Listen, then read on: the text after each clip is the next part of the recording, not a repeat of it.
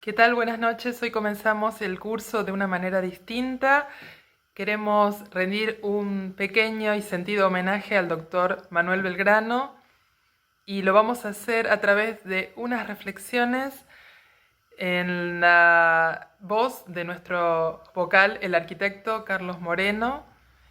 Y bueno, le pedimos a Carlos entonces que nos hable un poco de el doctor Belgrano. Gracias, Carlos. Belgrano tuvo una cosa, estuvo imbuido de un pensamiento, podía haber estado imbuido de un pensamiento reaccionario en España, porque abundante era, pero estuvo cerca de un pensamiento ilustrado, un pensamiento de avanzada. ¿eh?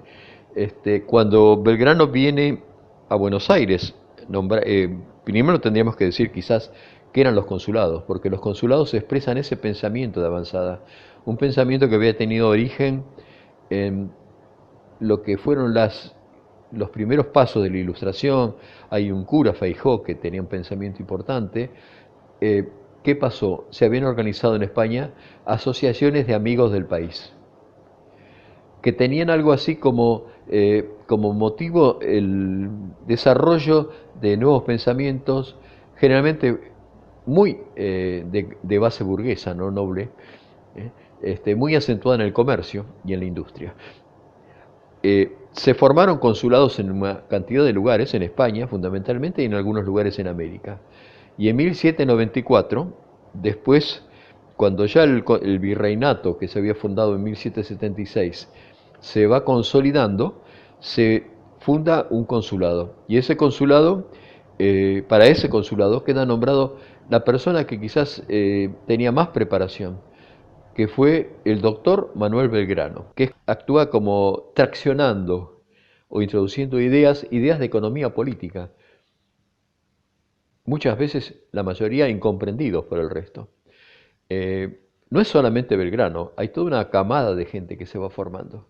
Sus amigos, Castelli, Vieites, por otro caso había tenido algo Basavilbaso, eh, con nuevas ideas y nuevas cosas. Un gran sabio, muy importante en España, que fue Azara, Félix de Azara, que era corresponsal de Belgrano, ¿no? Y ellos tratan de introducir ideas nuevas, y una de ellas, que es constante en Belgrano, es que, porque creía en la gente, es que educándola puede ser útil. Y entonces propone la creación de varias escuelas, una escuela de náutica, una escuela de oficios, una escuela de comercio, la de aritmética, todas pensadas en un sentido de crear los cuadros técnicos que permiten el cambio. Pero así aquí que unos años después, esos cambios los ven como un elemento totalmente negativo y Carlos IV decreta y los anula. Y ahí nos está hablando de qué es el mundo que se vivió, un mundo de la tradición y el no cambio frente a una necesidad de cambio para ser. Belgrano, una de sus expresiones más importantes fue en el consulado, las propuestas que hace de industrias, el cultivo del lino para poder tejer velas, el cultivo de una cantidad de elementos, hasta la cría de la cochinilla para sacar los pigmentos, el plantar árboles en la provincia de Buenos Aires para cambiar el clima. Son todas cosas que es una larga lista, pero todas cosas incomprendidas que hablaban de un estadista que pensaba en un país más allá de las miserias del momento. Bueno, y ahora sí vamos a comenzar con la clase de hoy, arquitectura en el periodo republicano y arquitectura del Estado. Y comenzamos con el arquitecto Fabio Grementieri. Fabio es arquitecto especializado en conservación del patrimonio e historiador de la arquitectura por la Universidad de Buenos Aires y realizó diversos estudios e investigaciones en países europeos y americanos sobre el siglo XIX y XX. Ha participado en diversas conferencias internacionales del programa sobre patrimonio moderno del World Heritage Center de UNESCO y en la actualidad es coordinador del programa de preservación del patrimonio en la Universidad Torcuato Di Tella. Además, Fabio Grementieri es vocal de nuestra comisión. Así que Con ustedes, el arquitecto Grementieri. Adelante, por favor, gracias. Buenas tardes. Hoy vamos a empezar la sección del curso que se adentra en el periodo de fines del siglo XIX y principios del siglo XX, un periodo muy importante en la conformación del patrimonio de nuestro país. Y en la clase de hoy yo voy a introducir algunas cuestiones referidas a la arquitectura pública, la arquitectura del Estado a nivel nacional, provincial y municipal, que tanta importancia tuvo en ese momento de conformación de la Argentina a fines del siglo XIX y principios del siglo XX. El momento de conformación de la República a principios del siglo XIX llevó consigo el intento de tratar de representar los nuevos ideales que habían dado surgimiento a la Revolución de Mayo y a la Declaración de la Independencia, arquitectura que sea representativa de esa nueva nación. Y entre los primeros atisbos de mostrar esa imagen, encontramos el pórtico de la Catedral de Buenos Aires, que fue proyectado por el arquitecto Catelin, francés, convocado por Rivadavia, junto con algunos otros de Francia, de Italia, para empezar a modernizar y renovar la arquitectura y el planeamiento en la nueva república, ¿no? Son los primeros pasos en esos primeros años 20 del siglo XIX, con Rivadavia, y esos ideales de renovar la arquitectura colonial, la arquitectura del fin del barroco, que había asignado todo el siglo XVIII en distintas ciudades de Latinoamérica. Esa primera manifestación de arquitectura de Estado fue la construcción del pórtico de la Catedral de Buenos Aires, en estilo neoclásico, que era como el estilo internacional de la época que habían adoptado los grandes países de Europa en la evolución de la arquitectura occidental, y estaba inspirada en la fachada del Palais Bourbon, construida hacía pocos años en París. Francia, que era modelo, empezaba a influir sobre la arquitectura acá del Río de la Plata.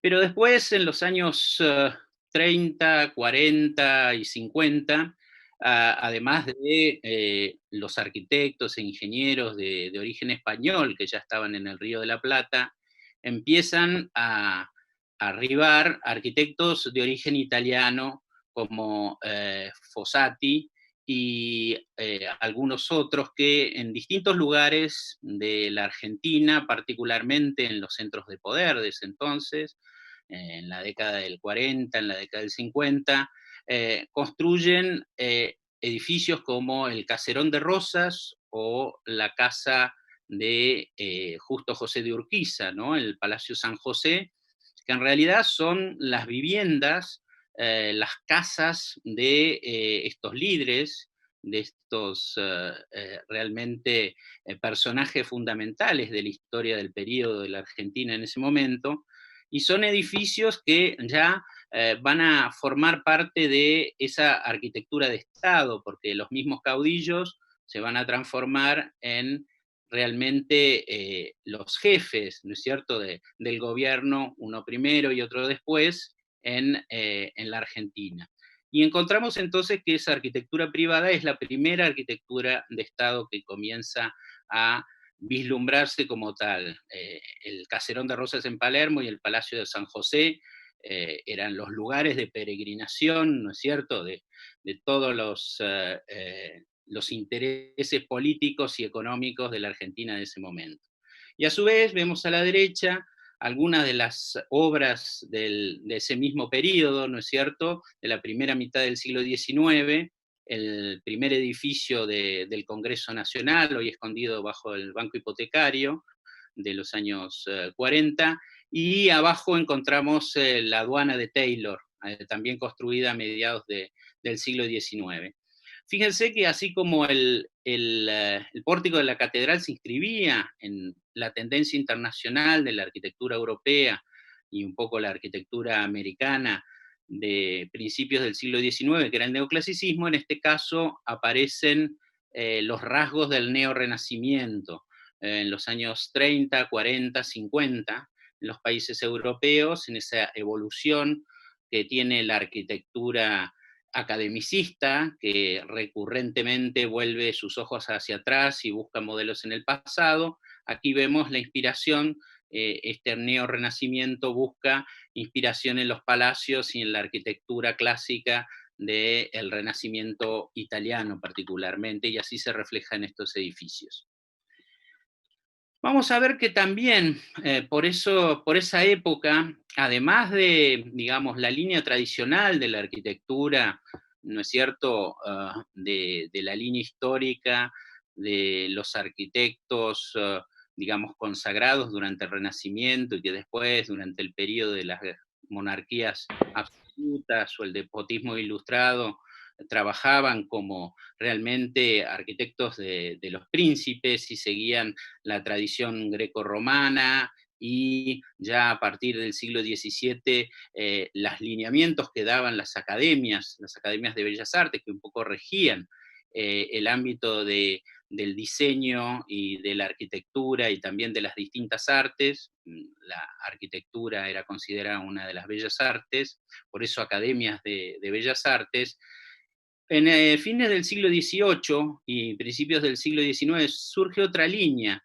Es una escisión, digamos, del arte de construir, que viene siempre ligado a la figura de los arquitectos, con la Escuela Politécnica, que se crea a fines del siglo XVIII en Francia y también en otros países de Europa, y que va a ser un poco la escuela donde se van a orientar los estudios de los ingenieros, donde va a aparecer temas ligados a lo constructivo, a la conexión con la emergencia de las ciencias y de la tecnología. Como vemos en estos esquemas, ya la arquitectura va a empezar a sistematizarse de la mano de estas escuelas politécnicas que racionalizaban y dejaban de lado un poco el aspecto artístico, el aspecto, digamos, de continua creación, para buscar una sistematización de las propuestas en la construcción. Fíjense que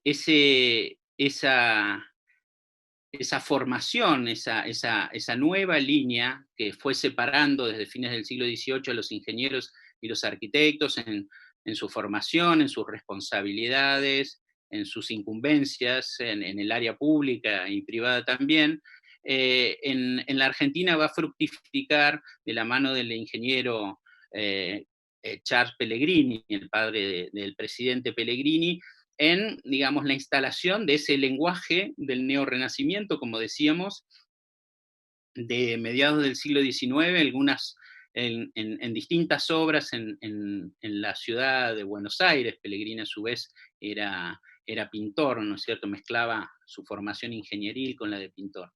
Vemos en la parte de arriba, a la derecha, la sede de la universidad en la Manzana de las Luces, una fachada con esos motivos de dobles columnas, frontispicios, que hacen alusión a ese lenguaje neorrenacentista. Y abajo muelles, el muelle, uno de los primeros muelles de Buenos Aires, también construido a mediados del siglo XIX, diseñado por Prilidiano Pueyrredón, también pintor e ingeniero formado en Francia.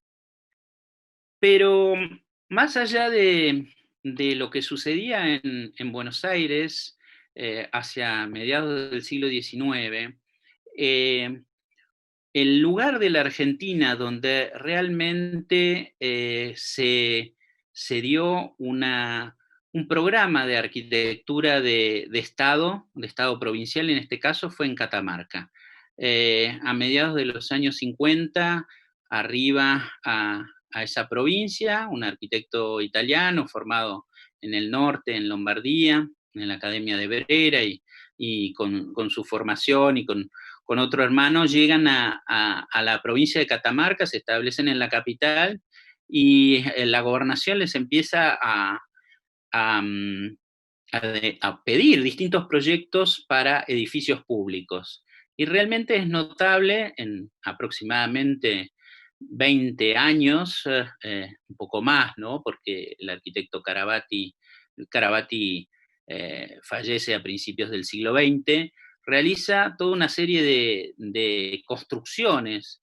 Estas construcciones hechas para el funcionamiento, pero además para dar una presencia, una imagen al Estado, como la Casa de Gobierno, la Escuela Normal, siguiendo un modelo de arquitectura inspirada en los postulados de Sarmiento, como una escuela templo que vemos en esa fachada, el Colegio Nacional con su claustro, el hospital y también la catedral. Fíjense, todo un conjunto de obras de una coherencia estilística, de diseño, de equipamiento del Estado en la ciudad capital, que es muy interesante, se va a dar en Catamarca, en la provincia de Catamarca, en su ciudad capital, antes de que algo similar ocurriera con un conjunto de arquitectos o un conjunto de ingenieros, o un arquitecto que fuera como el arquitecto oficial, ¿no es cierto? Eh, Eso sucedió un poquito después de lo iniciado en Catamarca, en la provincia de Buenos Aires. La provincia de Buenos Aires, que tenía el Estado de Buenos Aires, en esos momentos después de Caseros y en esas tensiones entre la provincia de Buenos Aires y el resto del país, la capital también se empezó a nutrir de la arquitectura, pero de arquitectos y ingenieros alemanes, que eran convocados por el gobierno de la provincia de Buenos Aires para diseñar y construir edificios de equipamiento y de imagen estatal, como vemos el caso de la cárcel en Panóptico, que está ubicada donde hoy está en la ciudad de Buenos Aires, el Parque Las Heras, edificios escolares como el Normal 1 sobre la Avenida Córdoba, o proyectos que no llegan a realizarse como el frente de la universidad, en la parte posterior de la Manzana de las Luces, reformando todo ese sitio. Quien es el autor de estos proyectos que vemos imágenes, el arquitecto Ernesto Bunge, que era de familia alemana y que estudió en Berlín, en una escuela politécnica, y donde vemos esas composiciones, ¿no es cierto?, moduladas a través de ejes, muy sistematizadas, típicas de la escuela politécnica. Y en el caso de la ornamentación, la fachada, el vestido de esas estructuras modulares, distintos lenguajes, ¿no es cierto? Pero sobre todo asociados a la arquitectura de esa época, la arquitectura de la reunificación italiana. En el frente de la universidad vemos un estilo neobarroco, también en la escuela normal vemos estilo neogótico. El arquitecto Bunge se forma en el momento del fermento, digamos, de la búsqueda de una arquitectura de identidad nacional para Alemania que recién se había reunificado en 1872. Son varios también los arquitectos e ingenieros que trabajan para el gobierno de la provincia de Buenos Aires, realizando proyectos y obras como estos que vemos, el pabellón que va a ser parte de la Casa Rosada, que es uno de los ministerios, y después el otro similar de Correos y Telégrafos, el Banco de la provincia de Buenos Aires, en la City, de Hunt y Schroeder, un arquitecto británico y otro alemán, o el proyecto para el banco hipotecario también en la City. Varios bancos empiezan a construirse en esos lugares y casi todos los arquitectos, ingenieros de mayor prestigio por la época y de encargos que hacían los encargos oficiales eran de origen alemán, algunos otros suecos como Haber o noruegos, Nistromer o ingleses. La arquitectura de ese periodo, de los años 60 y 70 en Buenos Aires, está asignada por, digamos, el diseño y la escuela alemana de arquitectura que un poco reinterpretaba lo que se hacía en Alemania en esa época. Después de todas esas casi 30 años de luchas entre el gobierno de la provincia de Buenos Aires, el Estado de Buenos Aires y el resto de las provincias, se llega a la solución definitiva cuando Buenos Aires ofrece y entrega la ciudad de Buenos Aires como capital de la República. Y es entonces que la provincia de Buenos Aires debe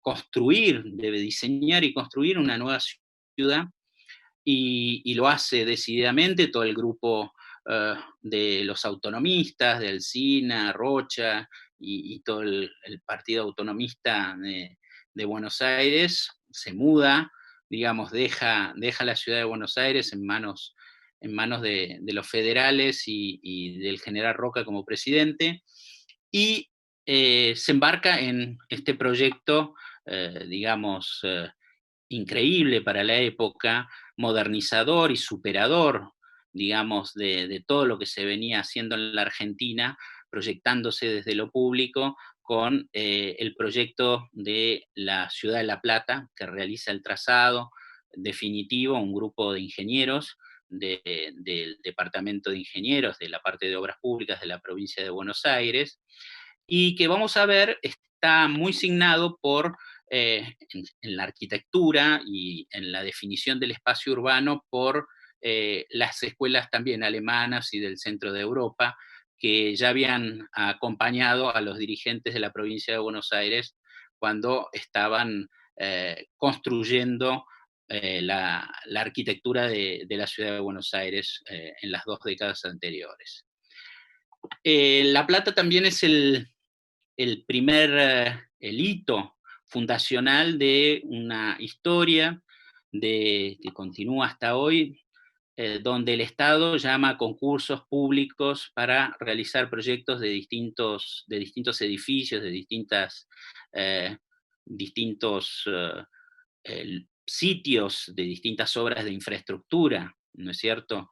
Y en el caso de los concursos realizados para la definición de los edificios públicos de La Plata, lo que vamos a tener es que ganan varios de esos concursos los arquitectos alemanes, para el Palacio de la Legislatura Provincial, para el edificio municipal y del Consejo Deliberante. Las imágenes inferiores nos dan idea del poder y, digamos, y la representación que ya tiene la arquitectura pública aún en el momento de construcción, ¿no? La Plata, fíjense, esas son imágenes a poco de fundada, las de abajo de la Casa de Gobierno y de las casas que iban armando el tejido de la ciudad de La Plata.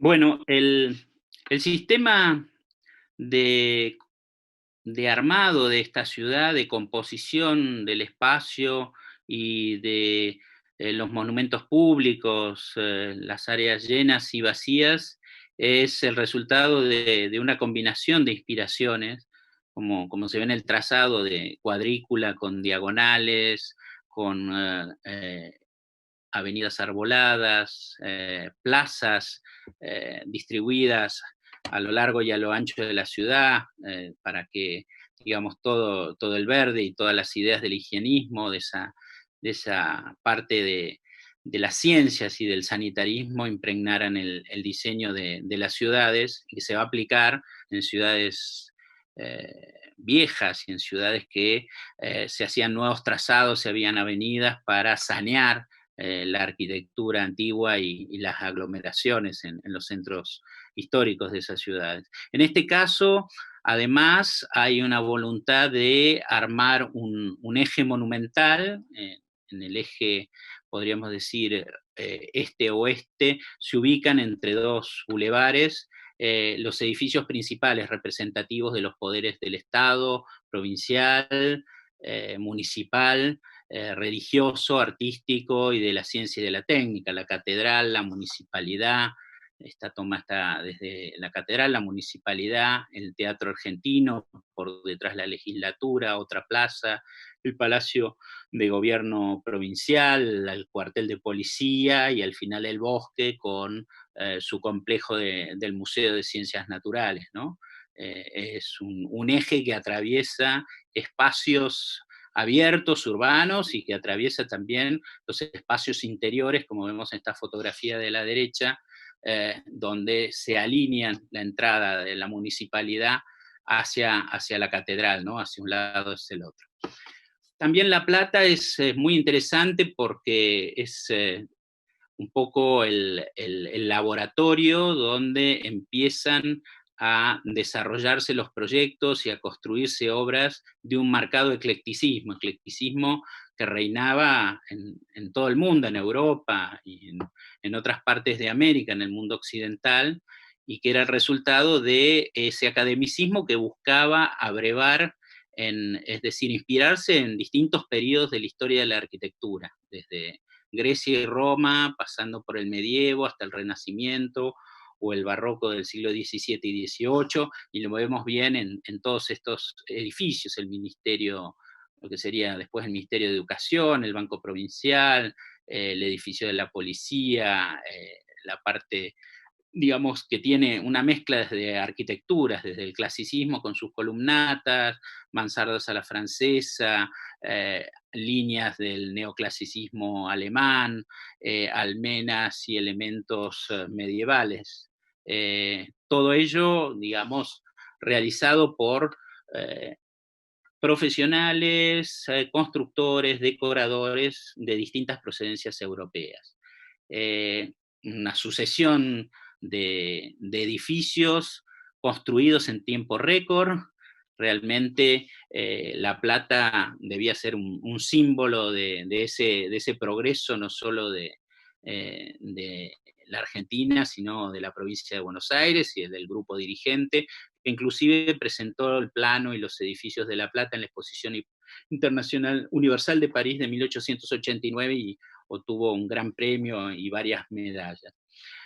En estos edificios, en todos estos edificios públicos que se construyen todos simultáneamente, es muy importante valorar todo el trabajo que tienen de la parte decorativa y constructiva.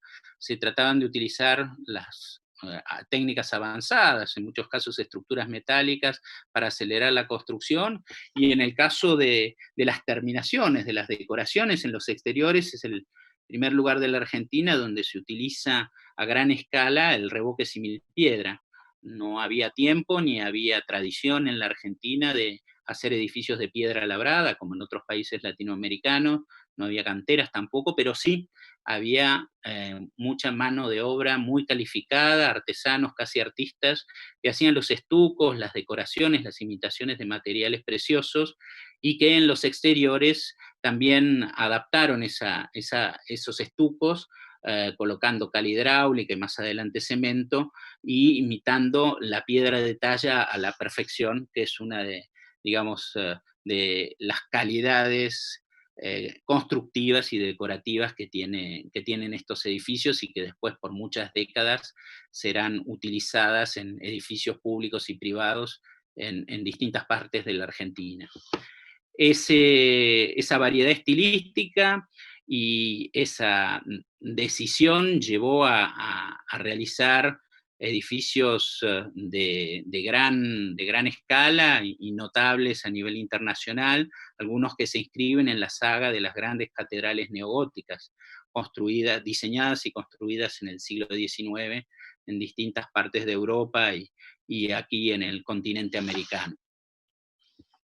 Pero probablemente la joya, podríamos decir, por su eh, sentido innovador y por su, digamos, proyecto vanguardista, es el complejo del Museo de Ciencias Naturales de La Plata, fundado por el Perito Moreno, que fue su primer director y organizador, y que de la mano del arquitecto, de los dos arquitectos proyectistas, el sueco Haber y el alemán Mayer, hicieron este gran complejo que incluye un observatorio astronómico donde, digamos, los científicos, pero también, digamos, el público se podía aproximar a eh, digamos, a la conexión y al conocimiento del universo y de las galaxias.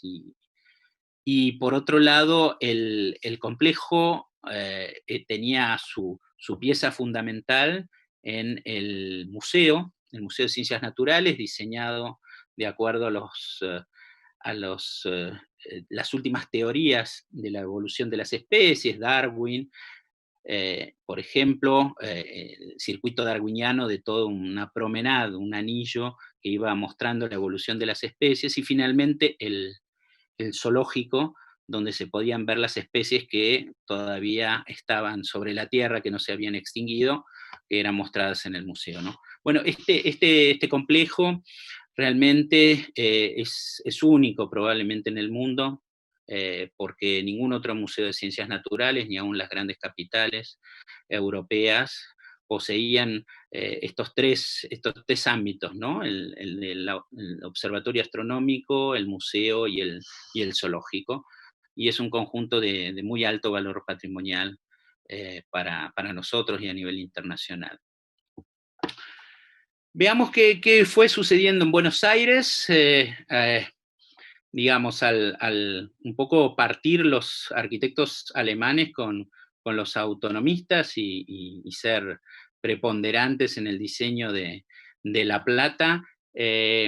Los arquitectos italianos que ya habían venido desde principios del siglo XIX, se habían aclimatado, como vimos en el litoral, en Entre Ríos, con las construcciones de la primera capital en Paraná, que tuvo la Confederación, con Urquiza, o lo que vimos en Catamarca con Carabati, arquitectos como Giovanni Buschiasso, los hermanos Canale, estaban construyendo distinta arquitectura. El edificio municipal por muy poco tiempo, que hoy es en el Museo Histórico Sarmiento, en el barrio Belgrano, en Buenos Aires, lo mismo que la iglesia La Redonda, como es denominada, son buenas muestras de esa arquitectura de fin del neorrenacimiento que dominó desde los años de 1840 hasta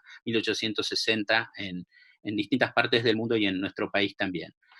En 1880 cambia el destino de la ciudad de Buenos Aires para ser de capital de la República. Acá vemos un mapa de 1888 con como el macrocentro, podríamos decir, de la ciudad, y la ciudad histórica de la traza colonial, y los pueblos anexos, ¿no? de Flores y Belgrano, y finalmente el límite definitivo del distrito Federal. Y en esa ciudad de Buenos Aires se superpuso la acción y el trabajo de dos jurisdicciones, ¿no? El Estado Nacional, que asentó su sede en esta ciudad, y a su vez el municipio, que también siguió administrando el ejido de la capital desde distintos puntos de vista, ¿no? Y vemos que justamente los años 80, esa comunidad de arquitectos italianos realmente toma un poco la delantera, y esa escuela italiana se hace, digamos, oficial con el arquitecto ingeniero Francesco Tamburini, que viene a la Argentina en 1884, y que, digamos, es el arquitecto oficial del gobierno de Roca, ¿no? Lo nombra secretario de Obras Públicas de la Nación, es el, digamos, la primera cabeza de un organismo dedicado a las obras públicas a nivel nacional. Diseña varios edificios, obviamente todos conocemos la Casa Rosada, ¿no? La conjunción de pabellones, 2 pabellones ya existentes y todo el completamiento del conjunto de la Casa Rosada. Después, proyectos para la Biblioteca Nacional y para el Palacio del Congreso.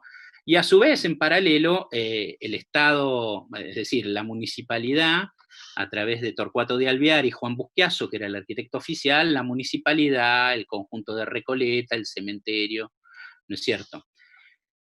El edificio emblemático de esos años 80 en Buenos Aires es la Casa Rosada, un edificio, digamos, que fue construido y se termina a fines de la década de 1890, ya fallecido el arquitecto Tamburini, y que, bueno, se inspira mucho en la arquitectura de ese risorgimento italiano, de la primera versión, cuando Roma se transforma en capital a principios de la década de 1870, y vemos a la izquierda una imagen del Palacio de Justicia, que recuerda un poco el lenguaje de la Casa Rosada, todo un polo de arquitectura de inspiración italiana que va a terminar de completarse con el monumento a Cristóbal Colón, que estaba armado como conjunto, un polo de arquitectura y de composición artística italiana. Pero también la escuela italiana estaba, digamos, al mando a través de Giovanni Buschiaso de la arquitectura municipal que hacía el municipio, como es el caso del Departamento Central de Policía, ubicado su frente principal sobre la avenida Belgrano, y que realmente fue un edificio que, signado por estas tendencias que habíamos visto de la enseñanza politécnica, de edificios realmente modulares que iban repitiendo tanto en planta como en estructura, como en fachada, módulos formales o módulos constructivos. Y vamos a llegar, después de la crisis de 1890, a otro hito, digamos, en la evolución de la arquitectura pública, que es el concurso internacional realizado en 1895 para el proyecto del Palacio del Congreso. Se presentan distintos como fue en el caso de La Plata, ¿no? Distintos proyectistas de distintos países del mundo, de Estados Unidos, de América Latina, argentinos, europeos, ¿no es cierto? Vemos las distintas propuestas, más influidas por la escuela alemana, vienesa, francesa, y el proyecto elegido es el del arquitecto Vittorio Meano, que era colaborador de Tamburini, el arquitecto oficial, y que, digamos, en la versión primigenia, como vemos aquí en esta imagen a la derecha arriba, proponía una cúpula con tambor cuadrado, de base cuadrada, como vemos aquí, y la composición estaba inspirada de lo que es el Parlamento, el Reichstag de Berlín, que justamente en 1895 acababa de inaugurarse y estaba retratado, digamos, en todas las revistas y todas las ilustraciones que llegaban a distintas partes del mundo, ¿no? Ese proyecto lo adapta el arquitecto Meano, como él dice, la cúpula la transforma de base circular, ¿no es cierto? El tambor se transforma en un paralelepípedo cilíndrico para no obstruir las visuales de la Avenida de Mayo. Y vemos que también ese edificio se inspira mucho en la arquitectura de ese risorgimento italiano, del Vittoriano, el monumento a Vittorio Emanuele II.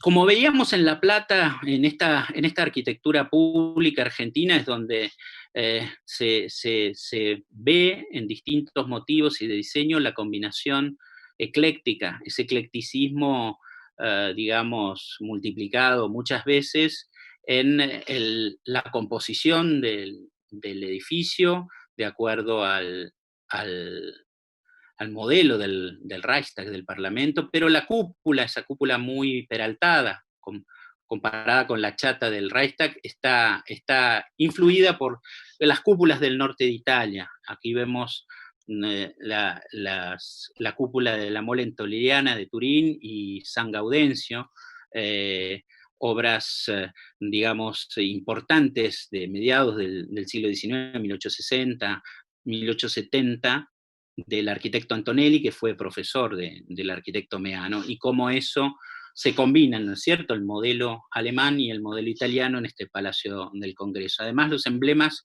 de dos capitales de la reunificación europea, Berlín y Turín, que fue la primera capital de Italia, los dos edificios que fueron construidos en la época y son símbolos de esas ciudades. También dentro de la obra pública y dentro de los concursos, siguiendo esa saga, hubo concurso para el Monumento a la Revolución de Mayo, ese monumento que, digamos, iba a ser el punto culminante y que se iba a erigir en la Plaza de Mayo. En realidad, digamos, hubo 3 finalistas, finalmente fue un italiano el ganador, pero este proyecto belga, que era uno de los 3 finalistas, finalmente fue adaptado y construido como monumento a los 2 congresos. Acá vemos algunas de las imágenes de uno de los pabellones anexos a la exposición de arte del Centenario, donde se exhibían las maquetas que habían venido de distintos lugares del mundo para hacer las propuestas para ese monumento. Aquí vemos el monumento ganador de Gaetano Moretti y Brisolala, que, bueno, es un proyecto que nunca se llevó a construir porque hubo mucha deliberación respecto a la posición de la pirámide de Mayo y si había que trasladarla o se iba a demoler. Finalmente hubo una adaptación para proponerla dentro. Pero fíjense como en esos años, ¿no?, entre 1895 y casi 1900, principios de 1900, cómo va a variar la idea de la arquitectura del entorno, de lo que vemos en el background de este monumento inicial y la adaptación, donde se pretendía remodelar toda la Plaza de Mayo con arquitectura, digamos, del clasicismo del siglo XVIII que se transforma en tendencia. También en el espacio público, en la Municipalidad de Buenos Aires, arma los espacios públicos con su dirección de parques y paseos a cargo del arquitecto Taís, e incorpora todo lo que es la escultura pública que se va construyendo a través de sufragio de ciudadanos, asociaciones, el mismo Estado nacional o la municipalidad que va creando todos estos conjuntos. Buenos Aires llega a ser capital del Centenario con una imagen formada en parte por los alemanes que habían migrado hacia la Ciudad de La Plata, los italianos, ¿no es cierto? Y esa arquitectura pública del Centenario va a tener grandes edificios en distintas provincias, como en Santa Fe, donde se demuele el Cabildo, como en la ciudad de Tucumán, y son reemplazados por los palacios de gobierno, realizados por arquitectos e ingenieros de ascendencia italiana, donde en algunos casos va a haber una adscripción a la arquitectura más clásica, en otros casos se va a incorporar el Art Nouveau e inclusive las estructuras de hormigón armado. En otros lugares, en Córdoba, en Bahía Blanca, en Salta, edificios municipales, edificios para los distintos poderes, los 3 poderes a nivel provincial o Consejo Deliberante y Municipalidad se van a ver provistos de edificios proyectados por arquitectos de distinta procedencia, de distintos, en general, países europeos, o también de argentinos que se iban formando en escuelas europeas. El armado urbano a fines del XIX y principios del siglo XX de una ciudad está dado por su red viaria, la ampliación en este caso, como es el caso de la Avenida de Mayo, los edificios públicos y el tejido de edificios particulares, los parques y paseos, todo el paisajismo y la infraestructura, como vemos en este caso, de puertos, de ferrocarriles o la infraestructura sanitaria. El caso de los parques, como bien sabemos, en Buenos Aires, primero en Córdoba y después en distintos lugares del país, desde los años de la época de Sarmiento, ¿no es cierto?, presidente, y el primer parque de Palermo, distintos paisajistas, mucha preponderancia de la escuela francesa, a través de Jacques Taís, van a realizar parques, plazas, en distintas ciudades del país, Mendoza, Rosario, Córdoba, ¿no? Y esa obra de infraestructura urbana y de embellecimiento urbano va a ser fundamental en el armado de las ciudades. Cuando hacia 1900 vamos a ver un cambio en las escuelas. Aparece la escuela francesa, que deriva del academicismo de la Escuela de Bellas Artes de París, escuela que se funda como una academia en la época de Luis XIV, en la década del siglo XVII, que va a ser una escuela que va a prestar mucha atención al pasado, fíjense, haciendo relevamientos de las ruinas históricas de Grecia y Roma, como en este caso el Partenón, y sus recreaciones y el descubrimiento de la policromía. Aquí vemos el espacio, cómo estudiaba, a diferencia de la Politécnica, l'École des Beaux-Arts, todo la cuestión artística, lo cultural, lo arquitectónico, lo pictórico, como formaba parte digamos, de la composición de la arquitectura. Y se transforma en una tendencia internacional. Aquí vemos cómo proyecta, por ejemplo, un ingeniero, un arquitecto formado en la tradición politécnica, con esa modulación, con dibujos muy prolijos. Este es un proyecto de la Escuela de Bellas Artes, ¿no?, de la composición de la arquitectura Beaux-Arts, la policromía tan importante que descubren a través de las investigaciones, y fíjense en la importancia que se da a los espacios interiores, sobre todo los espacios de circulación, las escaleras, los corredores, los halls, que son tan importantes en la arquitectura pública, tienen un desarrollo apoteótico con el academicismo y la École des Beaux-Arts. Fíjense que en esos dibujos no aparece la estructura, solo aparece el armado decorativo. Y todo eso se traslada al urbano, y en la parte del urbanismo aparecen proyectos como el Plan de las Diagonales, que la Intendencia de Buenos Aires propone justo antes de 1910. Ya estaba armado el eje del Gran Boulevard de Avenida de Mayo, entre Plaza de Mayo, la Casa Rosada y el Palacio del Congreso, y la Diagonal Norte y la Diagonal Sur, una que uniría con Plaza Lavalle y el Palacio de Justicia, otro de las sedes del poder, en este caso del Poder Judicial, Poder Ejecutivo en Plaza de Mayo y el Poder Legislativo en el Congreso, y la última diagonal, que debió llegar a un conjunto, un edificio, un polo, donde estuvieran los edificios públicos municipales, y que no se llega a concretar, quedando la municipalidad en la esquina de Plaza de Mayo y después construyéndose aquí el Consejo Deliberante. El punto de inflexión, cuando los italianos, digamos, pierden un poco el control de la arquitectura oficial, va a ser fines del siglo XIX. En 1889, el jefe, el director de Correos y Telégrafos, necesitaba proyectar el Gran Palacio para Correos y Telégrafos, que era una institución muy importante para el desarrollo del país, tenía el terreno, y le pide al arquitecto Tamburini que le diseñe el proyecto, y el arquitecto Tamburini le dice no, que estaba muy ocupado y que un edificio de correo era algo muy complejo desde el punto de vista técnico y que no estaba a su alcance. Cárcano entonces recurre a un arquitecto francés de paso, Norbert Maillard, que estaba en Buenos Aires de paso desde Chile y Perú, le encarga el proyecto del correo, estalla la revolución y la crisis de 1890, y es un edificio que, digamos, va a surgir transformaciones en su escala, en su relación con el entorno, y recién se va a poder inaugurar en 1928. Esa arquitectura va a influir en algunos otros edificios como el Correo de Rosario, ¿no?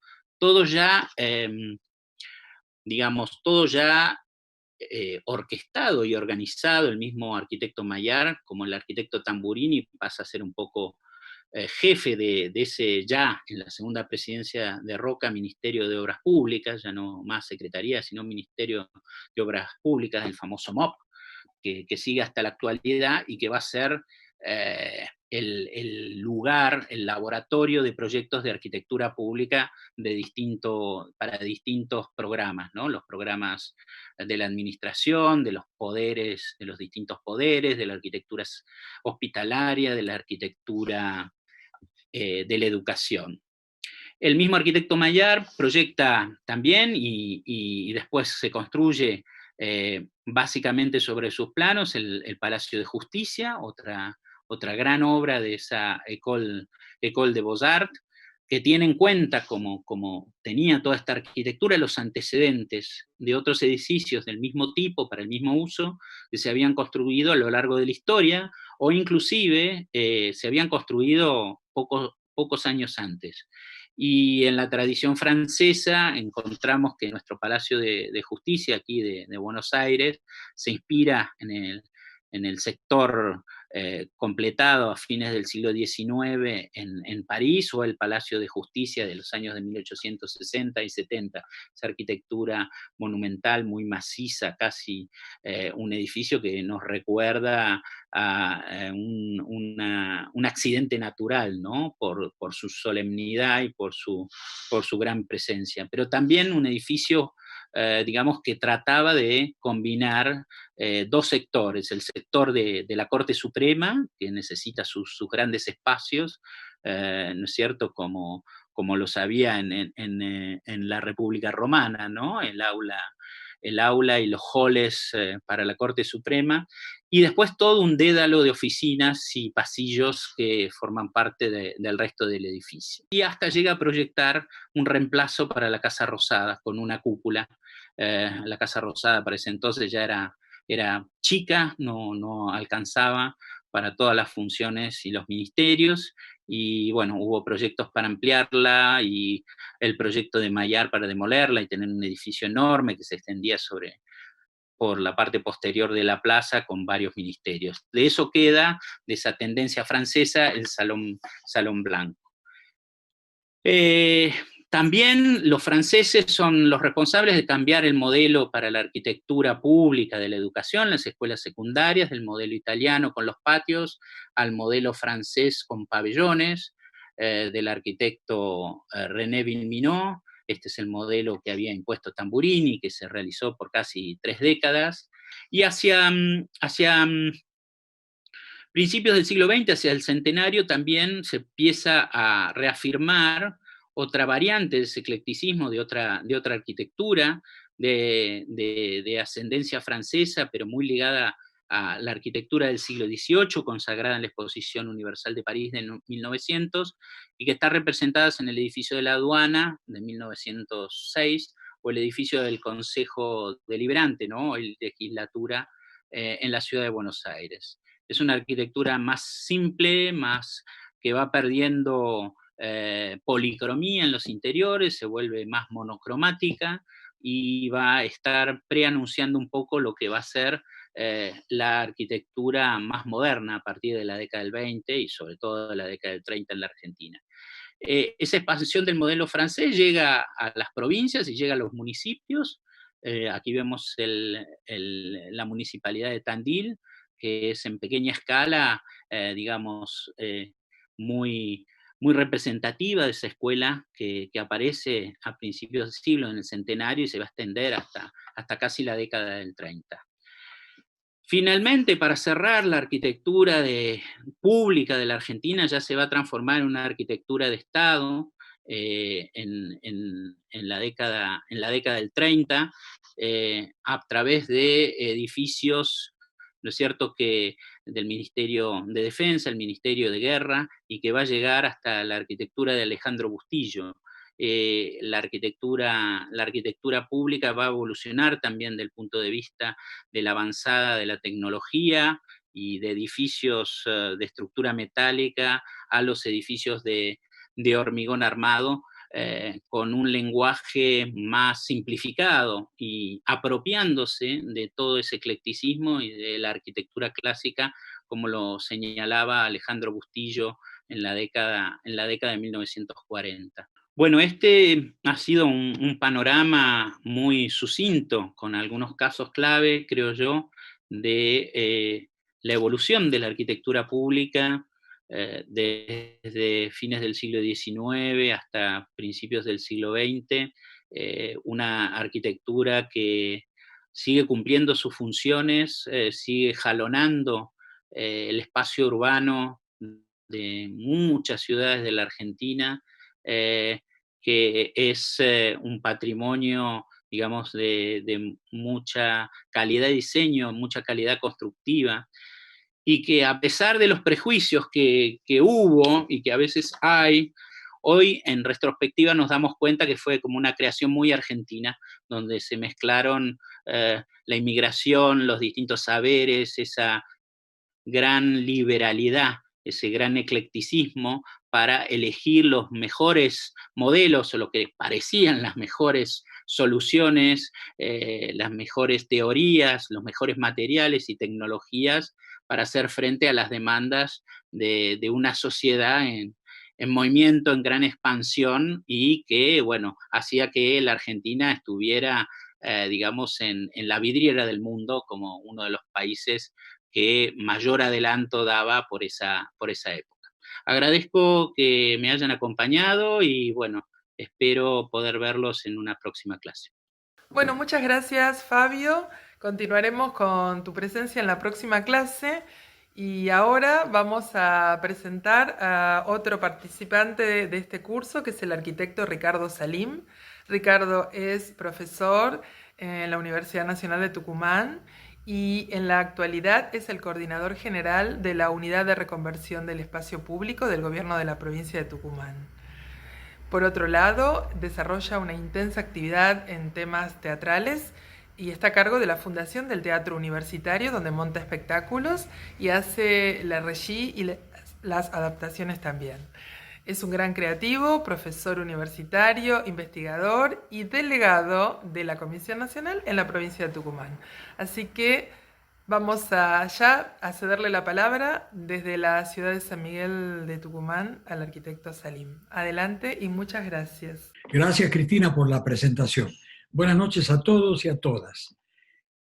La unidad de reconversión del espacio público que me toca conducir en el gobierno de la provincia de Tucumán se ocupa de los edificios públicos, de la arquitectura de Estado.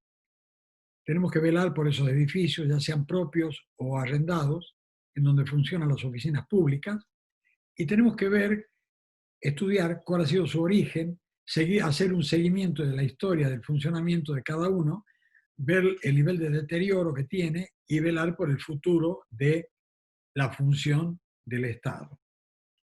Es por eso que esta clase vamos a titularla Arquitectura de Estado en Tucumán, Génesis, Decadencia y Futuro, como por las razones que les acabo de decir. La provincia de Tucumán es la más pequeña del país. Su capital, San Miguel de Tucumán, se encuentra al centro del mapa, donde ustedes están viendo el aro rojo. La capital de la provincia, San Miguel, tiene una población, según el censo de 2010, de 800.000 habitantes, que ha crecido considerablemente, y una superficie de 114 kilómetros cuadrados. Es a su vez el centro logístico, comercial y yo diría cultural más importante de la región. En la imagen que ustedes ven está la ciudad y un gran parque que se construyó al este de la ciudad en el centenario de la Independencia, un parque diseñado por Taís. El casco histórico de la ciudad tiene como centro la Plaza Independencia, alrededor de la cual se ubican los edificios más importantes del Estado. Ustedes pueden ver acá la Casa de Gobierno y al lado la Iglesia de San Francisco. Del primer edificio que nos vamos a ocupar es del símbolo patrio por excelencia, que es la Casa Histórica de la Independencia. En el siglo XVIII, la ciudad de Tucumán era un modesto poblado que apenas tenía 6.000 habitantes. Los edificios públicos se hallaban en estado ruinoso. Lo que estaba mejor eran las residencias particulares. Es por eso que el gobierno decide alquilar esta casa que en 1762 perteneció a la señora Francisca Bazán de Laguna, que está situada en la calle del Rey, actualmente Congreso 151, a poco más de 100 metros de la Plaza Independencia. Esta foto que están viendo es una foto de la época, de los años de fines del siglo XVIII, sacada por un fotógrafo francés, Picarelli, y que esta foto tiene enorme importancia en lo que ha sido la reconstrucción de la casa. La casa histórica tiene una historia larga de alquileres, liberaciones, abandonos, hasta que se la compra, hasta que el gobierno nacional la adquiere. Era una casa típica colonial a dos patios, tenía su pórtico de entrada con las dos columnas torsionadas marcando el ingreso. Por un pasillo se llegaba al primer patio de aljibe, las habitaciones principales alrededor del patio, un área intermedia, comedor, cocina, comedor y antecomedor, y finalmente el patio de la servidumbre para pasar por una pequeña puerta a lo que era la huerta. En 1812, el primer triunvirato la alquila para alojar a las tropas que estaban en Tucumán por la batalla de Tucumán. En 1815, el gobierno decide pagar los arreglos e instala allí la Caja General de la Aduana Provincial y los almacenes de guerra. A fines de ese año se decide adecuarla, como se aproximaba el Congreso de Tucumán, se demuele la pared intermedia que separaba el comedor del antecomedor, se consigue un local de 1540 por 540 y se lo destina a las sesiones. Y en 1816 se realiza el Congreso y se declara la independencia. Pero la historia sigue. En 1817 la casa vuelve a poder de la familia, o sea, de los descendientes de Laguna, de Zavalía. En 1864 esta casa tenía ya esta foto de Paganelli y esa imagen fue pieza clave para la reconstrucción. En 1874 el gobierno nacional finalmente adquiere la propiedad con la casa y la utiliza como correo y juzgado federal. En ese momento las habitaciones de adelante estaban muy deterioradas y las demuele construyendo la fachada, esta que ustedes ven acá, con grandes ventanas, columnata, pórtico, puerta de acceso. Solamente se deja el Salón de la Independencia suelto. Pero esta fachada también se deteriora y acá la vemos ya muy deteriorada. Acá se instalan, como les dije, el juzgado, el correo, pero ya en 1896 el deterioro de la casa determinó que este correo y el juzgado se trasladaran a otro local y quedó, como tantos edificios fiscales, deshabitada y a cargo de un casero. Esta foto es bastante extraña. Cada vez que se hacía un acto de la independencia colgaban un telón pintado con la imagen de la casa para representar lo que había sido la Casa de la Independencia. En 1902 se dispuso demolerla totalmente, salvo el Salón de la Jura, y construir un gran pabellón para conservarlo. Se construye este gran pabellón en la mitad del terreno. En el patio delantero se deja libre como jardín con una reja a la calle. Se colocan en estas dos medianeras unos murales, unos bajos relieves que se encargan a Lola Mora representando el 25 de mayo y el 9 de julio de 1816, 1810. Y dentro de este gran templete de gran medida, que era muy alto, se ubica esta pequeña construcción que era el salón, que era como una pequeña casita a dos aguas, con techo de teja, a dos aguas dentro del gran salón. Y de ahí creemos que viene el nombre de la casita de Tucumán por la que preguntan todos los turistas. Dentro del templete había lugar para las placas, los homenajes, y estos son los murales que se hacen en este patio de recibo. La inauguración de este templete ocurre en 1904. En 1938, o sea, 34 años después, la Comisión Nacional de Monumentos y de Lugares Históricos es creada y la comisión declara en 1941 a la Casa de Tucumán Monumento Histórico Nacional. Y en 1942 le encarga la reconstrucción al arquitecto Mario Busquiazo. que cuando demuele todo el templete se encuentra con los cimientos de la casa. La foto la foto de Paganelli le sirvió para poder reconstruir la fachada, que no tiene las medidas exactas, sino aproximadas según la fotografía. Las ventanas no se sabe si eran exactamente de ese tamaño. Sí se reconstruyen todas las salas, queda acá el Salón de la Independencia y acá se estaba construyendo la fachada. Acá podemos ver cómo queda la casa y en ese momento se adquieren estos terrenos que salen a calle 9 de Julio para tener un escape, se colocan los murales en la última parte del terreno y se deja esta zona, este jardín, para los homenajes y las placas de homenaje que se dejan en la casa. El 24 de septiembre de 1943 se inaugura la reconstrucción y desde entonces la casa histórica está abierta a los visitantes en todo el país y el extranjero con su aspecto original. Podemos ver cómo está el patio de acceso, la entrada, el aljibe y el salón de la jura con todos los retratos de los congresales y la presidencia. Acá podemos ver el segundo patio con las placas, un cañón de la batalla de Tucumán, el bajo relieve de 1810, el fragmento del bajo relieve del 16. Pero no termina todo ahí. A continuación, en 1970, el gobierno de Domingo Bussi quiere revalorizar la casa y en realidad demuele, expropian todos los terrenos linderos y quedan estas enormes plazas vacías, transformando esta casa entre medianera a un edificio exento, con dos enormes medianeras blancas ciegas. Y este es el estado actual de la casa. En la casa se ubica el Museo de la Independencia, que ha ido creciendo enormemente en los últimos años, debido a que las familias tradicionales de Tucumán han ido abandonando sus grandes casonas con el reducirse la familia, mudándose a departamentos y todos los muebles coloniales, más muebles antiguos y objetos han ido donando al Museo de la Independencia, que ya no tiene dónde guardar.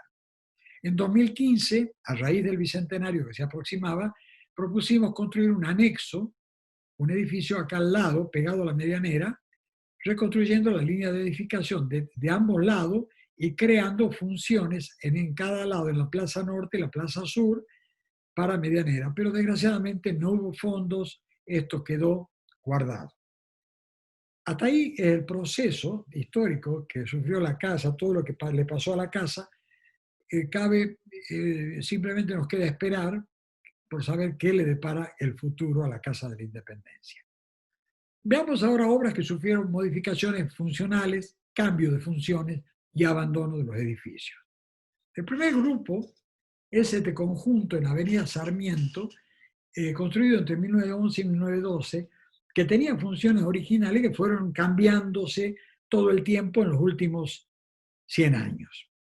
En 1908 se aproximaba el primer centenario y el gobierno le otorga a una empresa particular de Faustino da Rosa estos terrenos que están al lado de Avenida Sarmiento, al norte del casco urbano, para construir y explotar un hotel de gran nivel, un teatro y un casino para festejar el primer centenario de la independencia. Entonces se construye, en este punto, se construye el Hotel Savoy, se construye el casino al medio, que acá podemos ver el conjunto, y el Teatro Odeón en la punta. Este estaba destinado al Hotel Savoy, el casino provincial y el Teatro Odeón, que luego se llamó San Martín. Pero en 1940 la empresa Faustino da Rosa pierde la tenencia del teatro y entra en convocatoria de acreedores. El juez de la causa adjudica al Banco Francés de Río de la Plata, en su carácter de depositario de deuda, la manzana completa con todos los edificios. En 1945 el gobierno de la provincia compra todo el complejo con lo edificado y se hace cargo para continuar las prestaciones pensadas en su origen. Podemos decir que el hotel y el casino tienen declaratorias provincial y municipal como monumentos históricos y el Teatro San Martín ha sido declarado monumento nacional en 2011 a cumplir 100 años. Empecemos por el Hotel Savoy. El Hotel Savoy en 1945 lo compra el gobierno y continúa con las funciones. Este edificio tiene una planta rectangular, las alturas de estos volúmenes son parecidas en todos los casos, tienen remates diferentes, es una arquitectura simple, digamos, son fachadas con elementos neoclásicos de fines del siglo XIX, con coronamientos similares en los tres edificios. Los tres edificios tienen basamento y plantas nobles a media altura. Como vemos acá, ahí tienen un medio subsuelo. En la planta baja, todo el edificio estaba destinado a hotel, con grandes salones en la planta baja. Pero en 1958 esos salones de planta baja se destinan para que funcione el casino, que se lo saca del edificio central y se lo lleva acá. Entonces convive en ese momento el hotel, que pierde categoría porque pierde toda esa parte de recepciones, queda con un acceso mínimo en calle Maipú, que es una calle lateral. Antes el acceso estaba en la entrada principal, y queda conviviendo el casino con el hotel. El hotel ya se estaba viniendo a menos. En 1983, en 1980, la Caja Popular de Ahorro se hace cargo de la tenencia de este hotel como parte de su patrimonio, ya que estaba el casino además y que explotaba el juego en Tucumán, la Caja Popular de Ahorro. En 1983, con el restablecimiento de la democracia, la Cámara de Senadores, en ese momento teníamos dos cámaras, senadores y diputados, hoy en día tenemos solo legisladores, constituye la Cámara sus oficinas en las instalaciones del Hotel Savoy, y la Cámara de Diputados en un edificio de la Universidad Nacional de Tucumán, ubicado en el centro de la ciudad, al lado de la Iglesia de la Merced. El Hotel Savoy deja de prestar servicios de hotelería, y dependencias de la legislatura pasan a todas estas habitaciones y se convierten todas estas habitaciones en oficinas de legisladores. En 2012 se construye la nueva legislatura al frente del Teatro San Martín, y esto queda abandonado, salvo el casino funcionando en unos locales en planta baja adelante. El deterioro es enorme de este edificio. Entre 2014 y 2018 intentamos varios intentos de restauración, tratamos de restablecer la función de hotel, se hicieron licitaciones, pero hasta la fecha no se han podido concretar. El segundo edificio del conjunto es el casino, que se convierte en legislatura, del año 1911. En el año 58 este edificio estaba desocupado. Incluso la Escuela de Arquitectura estuvo funcionando en sus orígenes como escuela de arquitectura en la planta alta de este edificio. Aquí enseñaba el arquitecto Sacristi, el arquitecto Peli era alumno de la escuela en este edificio, y se decide ubicar allí las dependencias de la Honorable Cámara de Diputados, que permanece allí hasta el año 66.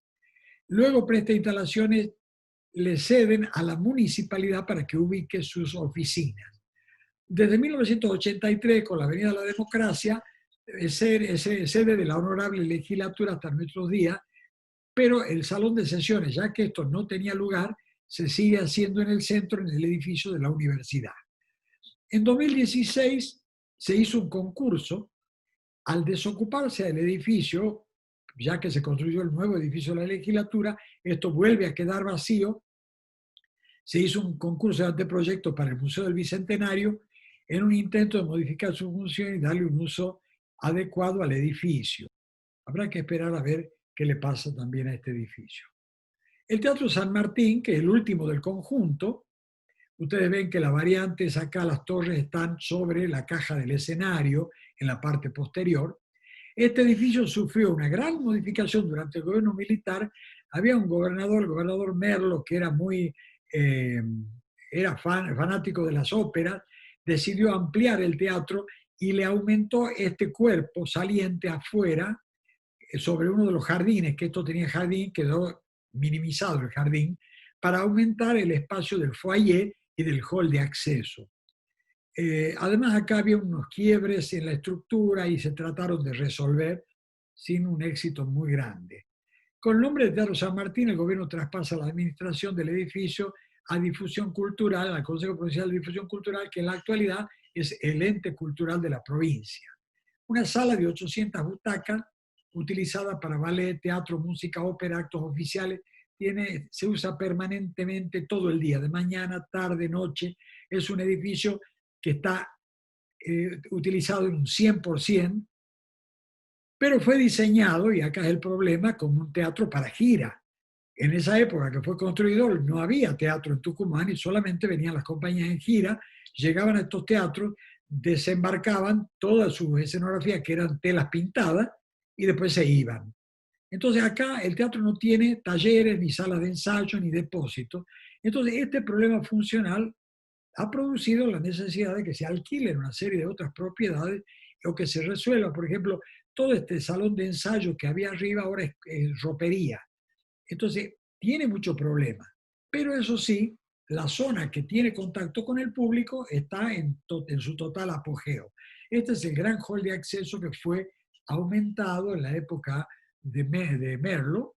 Acá este es el foyer de planta alta, vista del escenario, y acá vemos la gran sala con esta araña que fue adquirida en los últimos 15 años.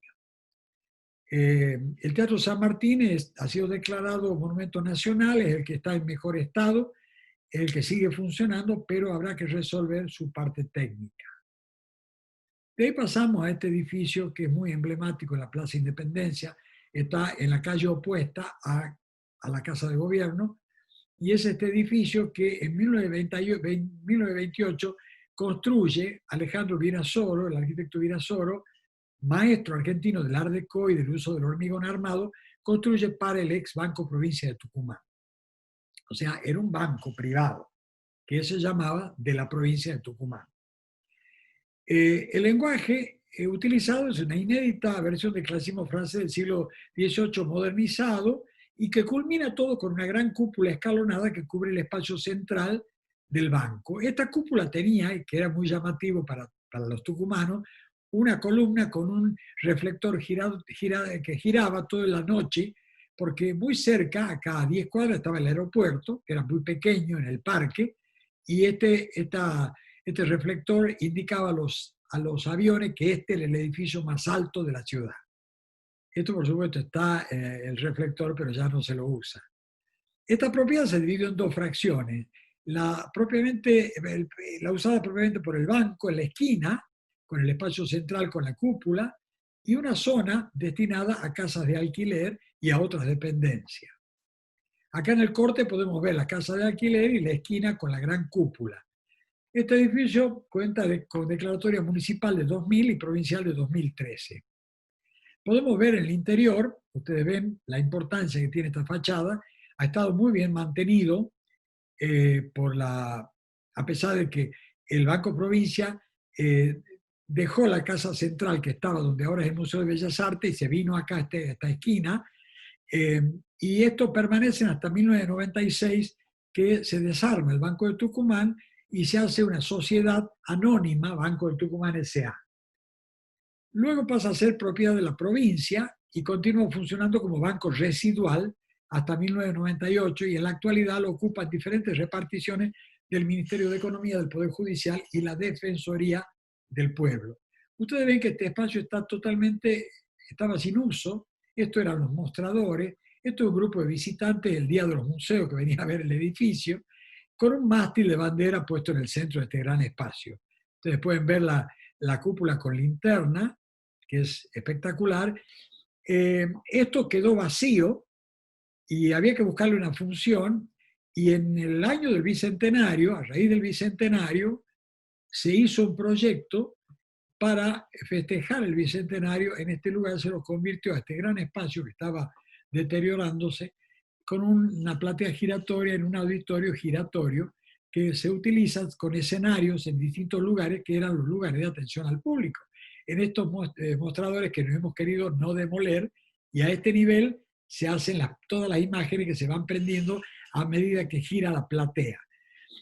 Acá, desde la inauguración a la fecha, se hace un espectáculo alegórico con mezcla de imágenes virtuales, de personajes virtuales de la independencia y actores en vivo, y es musical, y todo el tiempo hay 6, 7 funciones diarias con colegios que se va contando, y supongo que va a quedar por muchos años, que se va contando todos los entretelones de la independencia desde la batalla de Tucumán en adelante.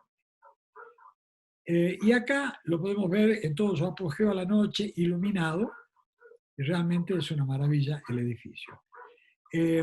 Pasamos de ahí al Palacio de Tribunales, que es una obra distinta,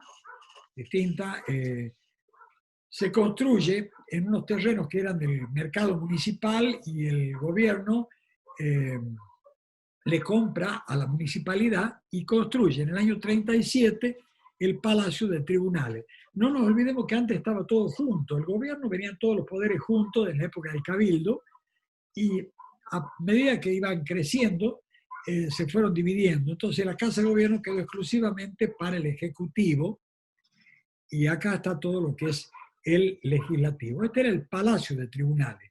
Cuando este edificio resultó insuficiente, se empezó a hablar de construir una ciudad judicial en un predio distinto, lejos, cosa que no prosperó por razones económicas y políticas, y quedó este edificio, siguió funcionando por un tiempo hasta que se buscaron otras soluciones. Al frente del edificio tenemos la Plaza Irigoyen. El arquitecto que resultó ganador del concurso nacional es Francisco Esquirro.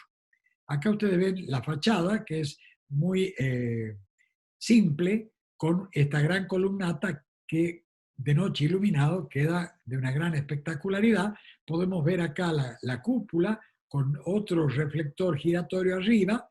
Esta es una de las grandes escalinatas de la entrada y esta es la escalinata que está en el nivel superior que da a los distintos pisos. Ustedes ven acá, esto va a los distintos niveles y es muy teatral el edificio en su interior con estos grandes paneles vidriados que le dan luz desde el sur.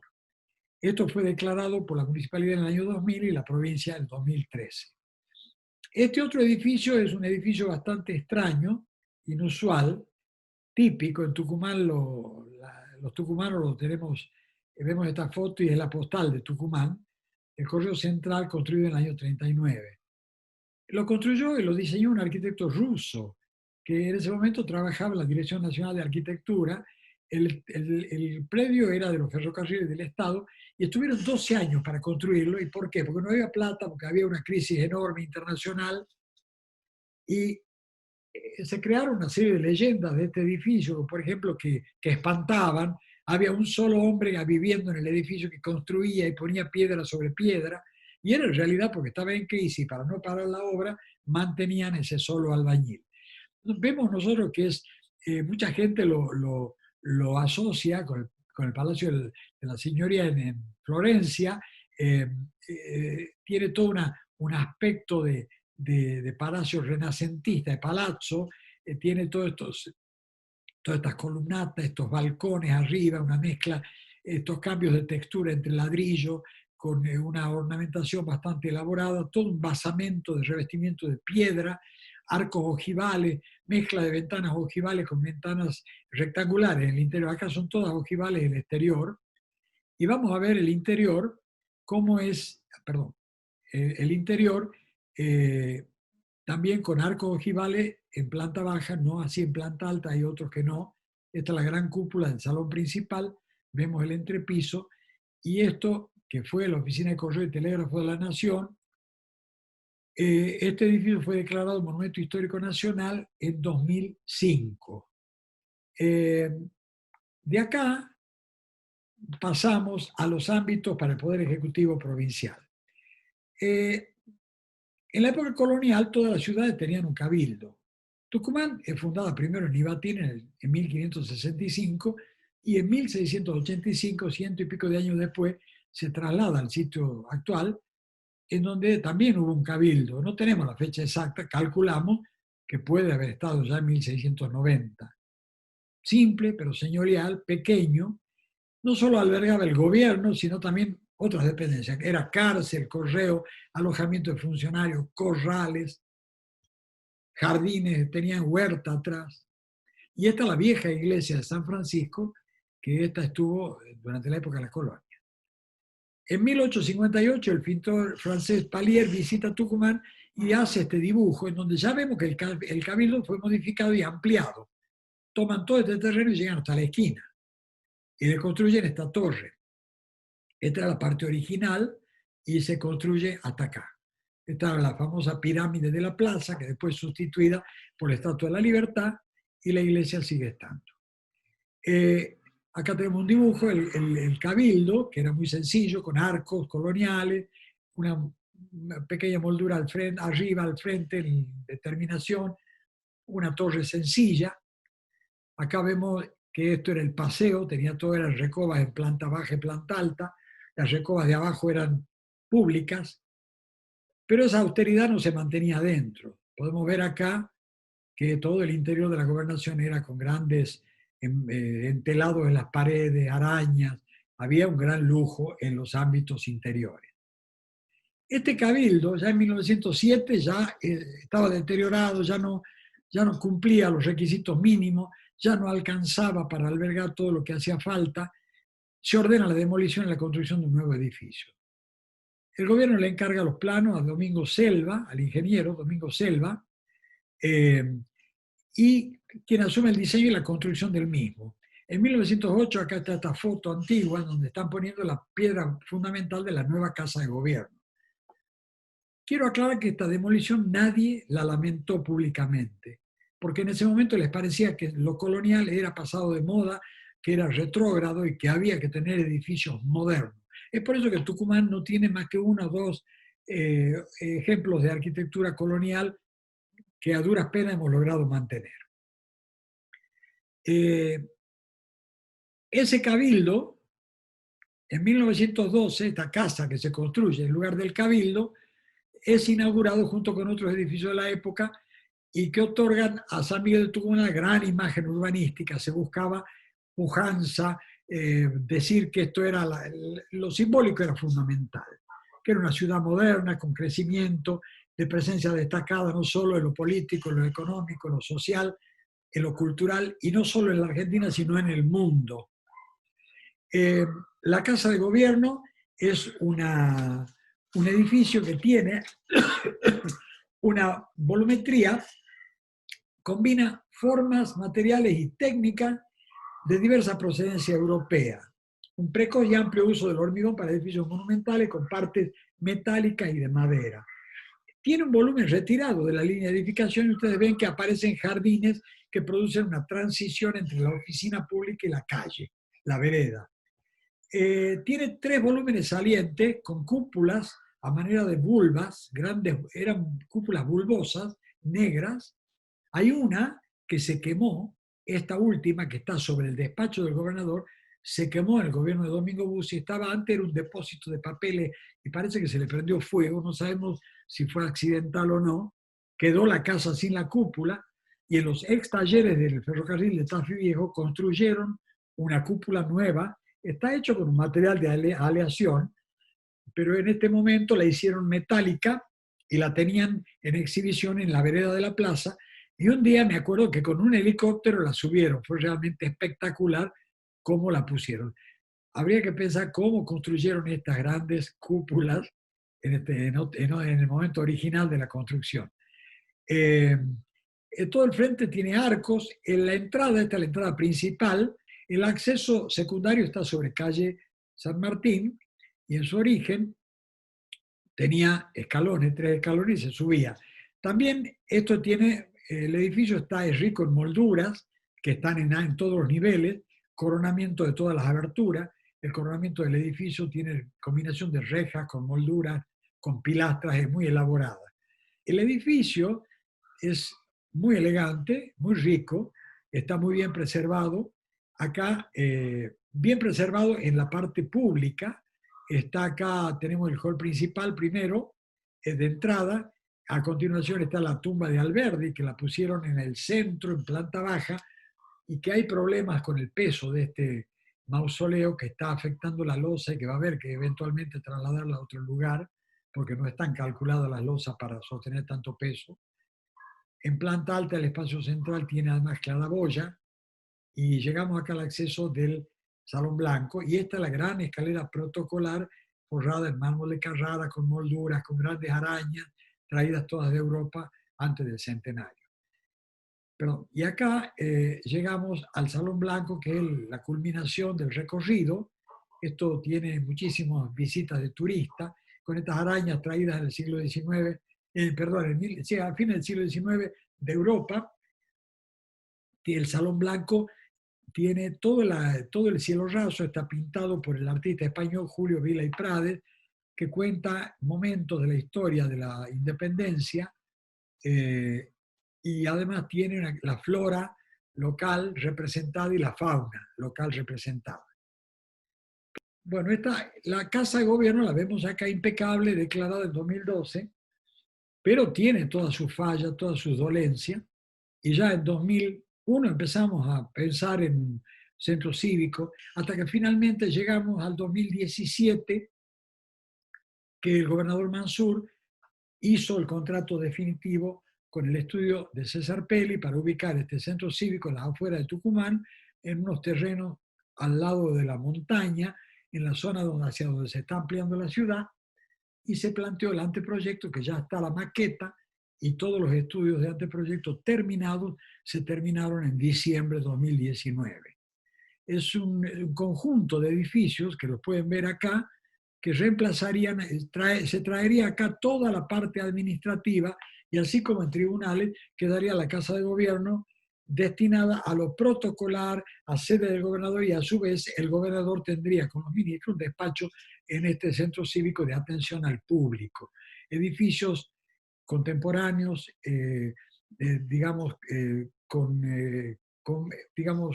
sustentables, con sellos de calidad, y con una elaboración increíble de proyectos.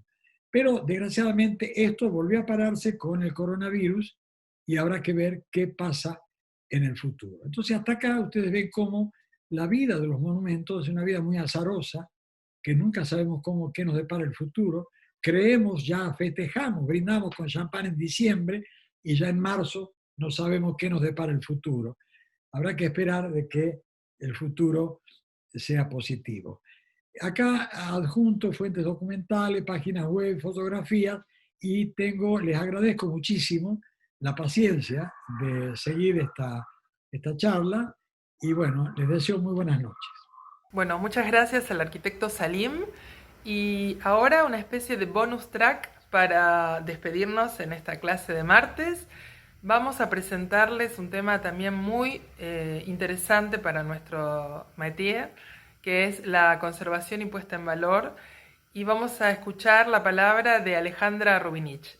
Alejandra es técnica en conservación de bienes culturales por el Museo Social Argentino y licenciada en Bellas Artes por la Universidad Nacional de Rosario.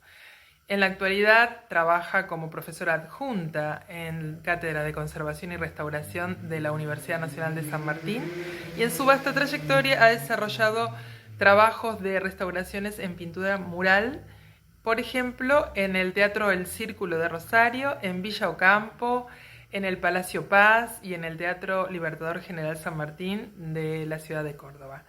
Además, es asesora de la Comisión Nacional de Monumentos. Bueno, con ustedes, la conservadora y licenciada Rubinich. Buenas tardes a todos. En este periodo de la clase vamos a hablar sobre el símil piedra, la terminación que se utilizó mucho en la arquitectura a fines del siglo XIX y mediados del siglo XX. Les voy a hablar sobre el material, sobre el estado de conservación y algunas operaciones de restauración desde el lado del punto de la conservación y restauración del material.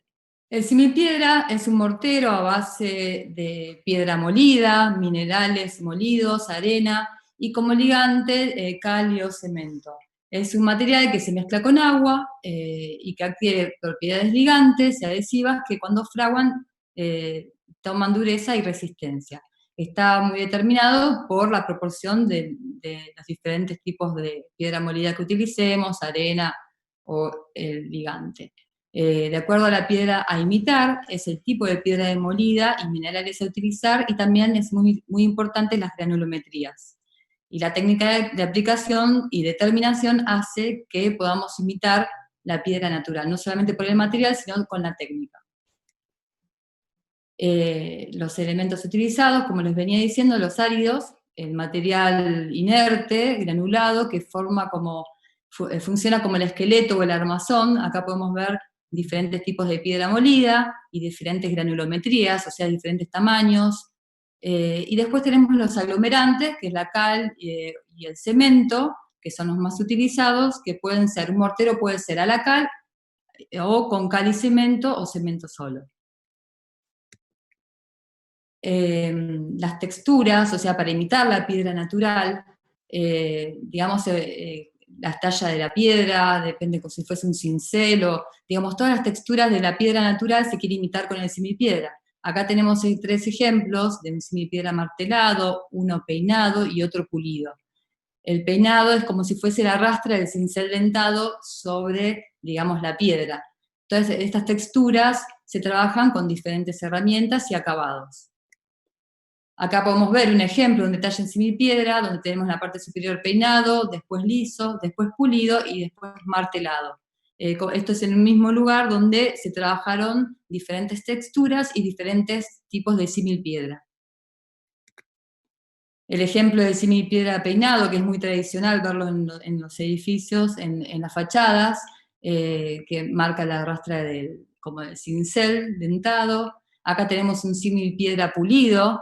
A la izquierda podemos ver cómo se ve muy liso, a la derecha es un detalle donde podemos ver, si lo vemos bien de cerca, tiene mica, que le da cierto brillo, tiene pequeñas piedras negras, o sea, hay variedad de piedra molida. En este caso, este simipiedra no tiene arena, está compuesto solamente por piedra molida, cal y cemento.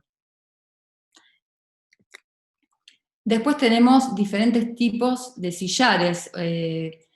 Digamos, el objetivo de imitar la piedra también era hacer como si fuese el bloque de piedra, entonces marcaban, como vemos acá a la derecha, incisiones, donde esto simularía bloques de piedra, y después tenemos sillares más en volumen, ¿sí? Donde tienen texturas, pueden ser lisos, y hay un montón de tipos de sillares, digamos, de acuerdo a la estética de la fachada, ¿no? Y también los colores del simipiedra, más claros, más blanquecinos o más ocres, también hay una gama de colores. Acá tenemos ejemplo de sillares con junta blanca, o sea, en la incisión que le hacían para imitar los bloques de piedra le ponían un color que imitara la unión de los bloques de piedra. Los más tradicionales es verlos en blanco, en gris, también hay otros colores, pero también se detenían en el detalle de imitar la junta.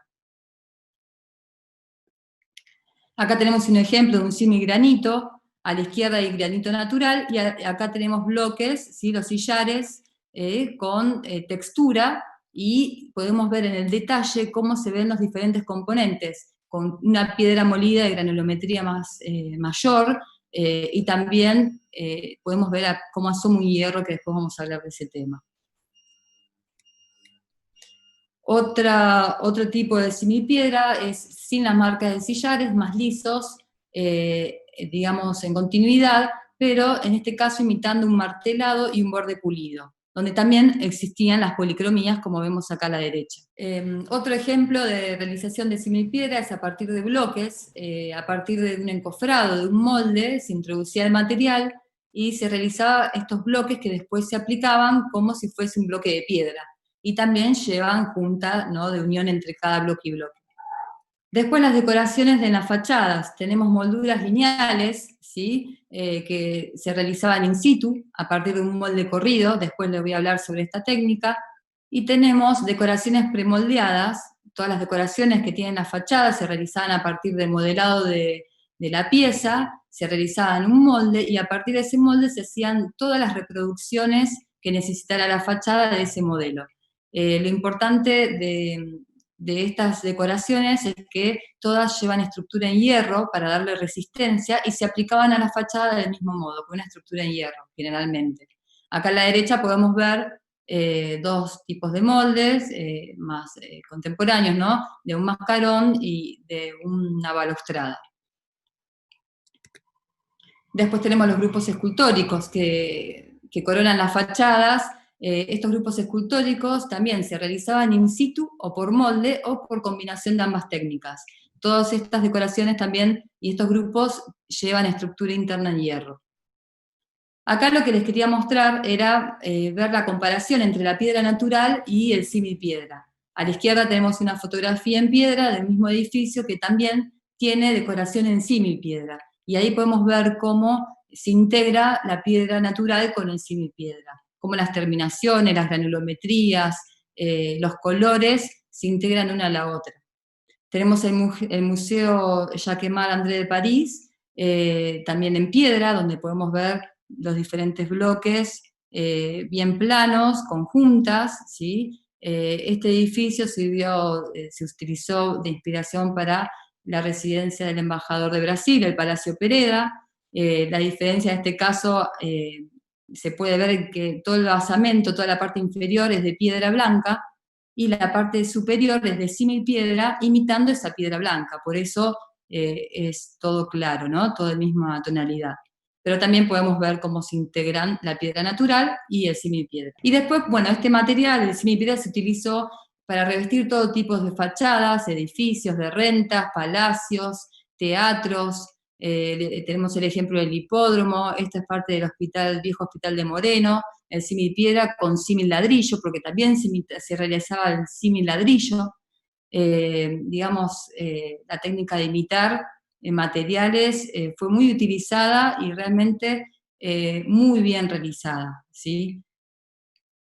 Bueno, a partir de esto, y también en edificios más modernos, ¿no?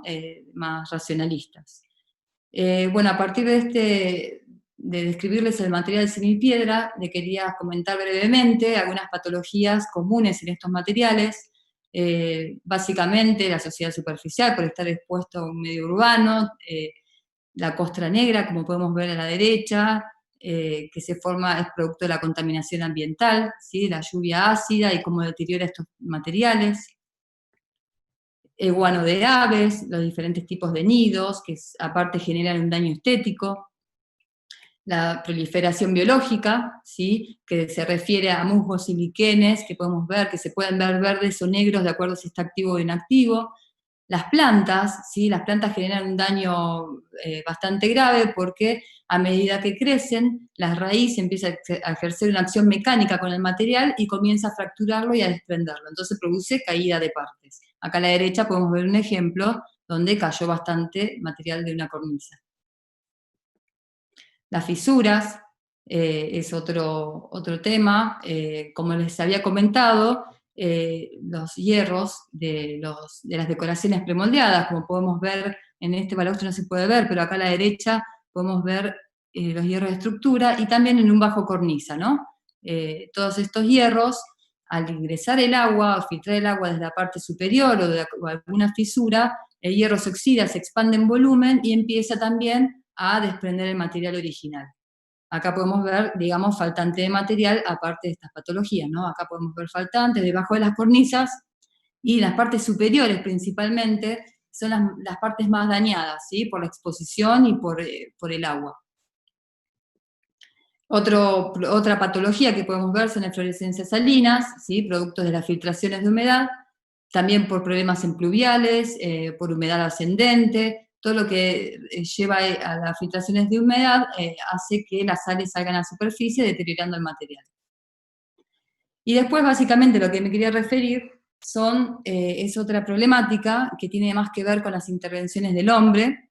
En este caso podemos ver una fachada original en semipiedra donde tiene proliferación biológica, principalmente acá arriba, que lo vemos negro, y un poco de suciedad superficial. Y acá tenemos una mala intervención con una aplicación de pintura. Digamos, la pintura no solamente produce un daño en esta superficie, porque el semipiedra es un material que necesita respirar, y cuando lo impermeabilizamos y lo cubrimos con materiales o pinturas, apenas ingresa un poco donde salir y empieza a deteriorarse. Aparte que es un daño muy estético, ¿no? Todo esto que les expliqué del semipiedra, de las terminaciones, de lograr diferentes acabados y colores, con la pintura se homogeneiza todo y se pierde. Acá tenemos el ejemplo del semigranito, que en las partes inferiores, posiblemente por grafitis, como vemos ahí, que es uno de los daños producidos por el vandalismo más que nada, También con la pintura se pierde toda la textura que podemos ver en el simigranito, ¿sí? Toda la diversidad de piedra, de colores, lo único que podemos ver es una textura que también se observa de manera diferente. Acá tenemos dos ejemplos más, a la izquierda aplicando pintura sobre suciedad, sobre costra negra, también del mismo modo cubriendo el simipiedra original, y a la derecha es otro ejemplo, pero en este caso con un material neoparís, donde no solamente se pierde el color original del simipiedra, sino que también estos neoparís le dan volumen, entonces también todas las formas se desvirtúan y pierden su forma original. O sea, perdemos el color y también en parte la forma.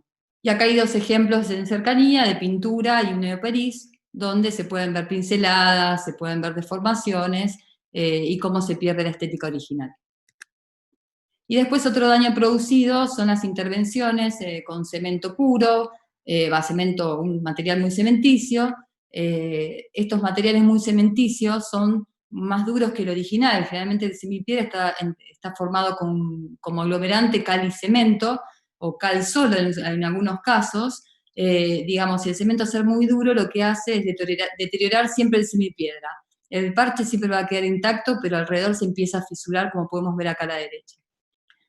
Bueno, básicamente a partir de estos algunos deterioros que podemos observar en estas fachadas, les quería dar algunas operaciones de restauración. Básicamente, cuando nos encontramos con un edificio, lo primero que hacemos es realizar el plano, ¿sí? el mapa del edificio, y a partir de ahí relevar todas las patologías que encontramos.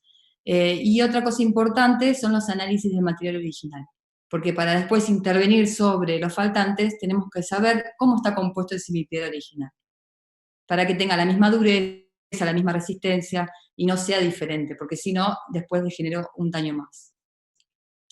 Cuando tenemos lo biológico, la proliferación biológica, el musgo, las plantas se cortan de raíz, nunca se tiran, se inyecta un biocida para que la planta después muera, y con respecto a los musgos, y algas y líquenes, se aplica el biocida sobre la superficie para provocar el secado de todo esto biológico. Cuando nos encontramos con edificios pintados, ¿sí? En este caso es todo con pintura, para recuperarlos podemos eliminar la pintura, como se puede observar, semipiedra y pintados, semipiedra con junta blanca que estaba por abajo y estaba cubierto con amarillo, como vemos en la foto de la derecha.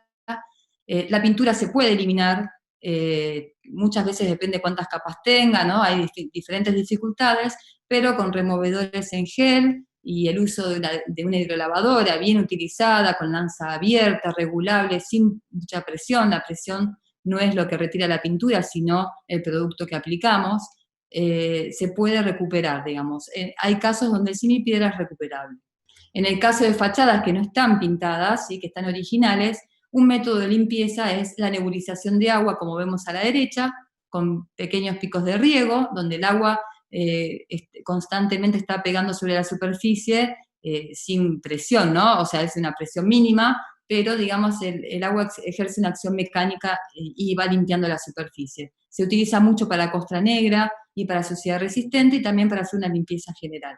Y a la izquierda es el mismo sistema, nada más que se llama atomización de agua, porque combina aire y agua. Otro método de limpieza son por compresas, utilizando soluciones químicas que se mezclan con una pulpa de celulosa, la cual se aplica en las partes donde hay suciedad resistente, se deja actuar después de las pruebas determinadas, y después se cepilla con cepillito de plástico y agua.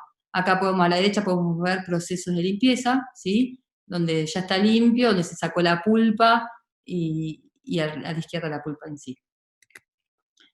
Después hay otros métodos más de limpieza, pero bueno, no hay mucho tiempo para mostrarles los principales, digamos, métodos. Después hay otro, está el láser, está la microabrasión con polvos, nunca se utiliza arenado, esto es importante destacar, porque el arenado daña mucho el material y lo rompe. Bueno, después con respecto a las sales, también se aplican compresas. Estas compresas de pulpa de celulosa se aplican con agua destilada, y lo que hace la compresa es sacar la sal hacia afuera, y así la vamos eliminando. Después tenemos parches, ¿sí? A la derecha podemos ver un parche que va cubriendo en un proceso de sacar el parche, donde se ve que por debajo había decoraciones originales. y a la izquierda un ejemplo de un capitel que le habían cubierto todo con cemento, donde está todo agujereado porque se le van haciendo perforaciones y después mecánicamente con cincelitos se saca todo el material, y a la derecha la foto con recuperando el espacio original.